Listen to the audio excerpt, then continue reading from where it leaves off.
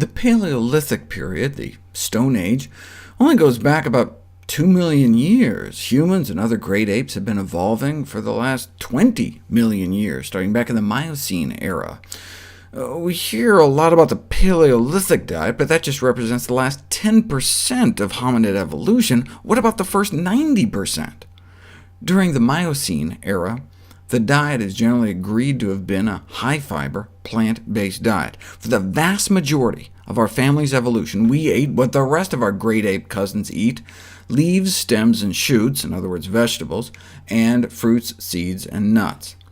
Anatomically, the digestive tracts of humans and our fellow great apes are very similar. In fact, our DNA is very similar. So what do they eat? Largely vegetarian diets with high greens and fruit consumption. Just largely vegetarian?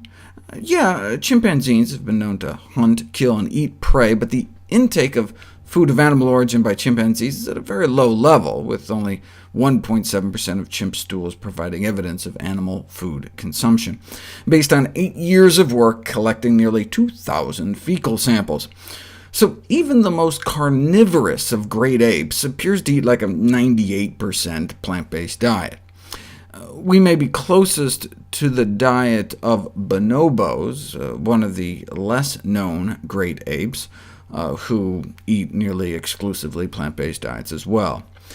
Even our Paleolithic hunters and gatherers must have done an awful lot of gathering to get upwards of 100 grams of fiber a day. So what would happen if you put people on an actual Paleolithic diet, not a supermarket checkout aisle magazine paleo diet or some caveman blogger diet, but an actual 100+ grams of fiber diet? Or even better, a Mioscenic diet, taking into account the last 20 million years of evolution since we split with our common great ape ancestor.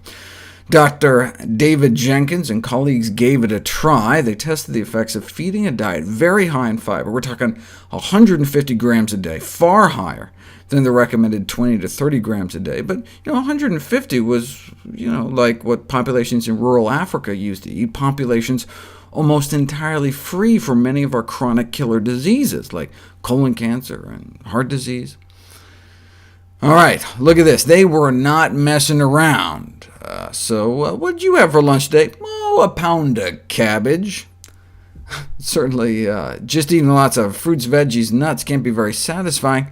No, it got the maximum satiety rating, 3 out of 3 by every one of the 10 subjects. Why? Because all the diets were designed to be weight-maintaining. They didn't want weight loss to confound the data.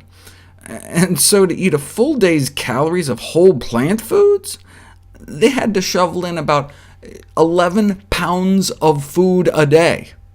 Not surprisingly, resulting in some of the largest bowel movements ever recorded in the medical literature. In the men, exceeding a kilogram per day. You know how some people on weight loss diets lose like 2 pounds a week? Well, here they dropped 2 pounds in one day. But that's not the only record-breaking drop. A 33% drop in LDL cholesterol within just 2 weeks, even without any weight loss. Bad cholesterol levels dropped a third in 2 weeks. That's the biggest drop I've ever seen in any dietary intervention. Better than a starch-based vegetarian diet, better than a low-saturated fat American Heart Association-type vegetarian diet. A cholesterol reduction equivalent to a therapeutic dose of a statin drug. So one needs to take a drug to get our cholesterol levels down to where they'd normally be if we ate a more natural diet.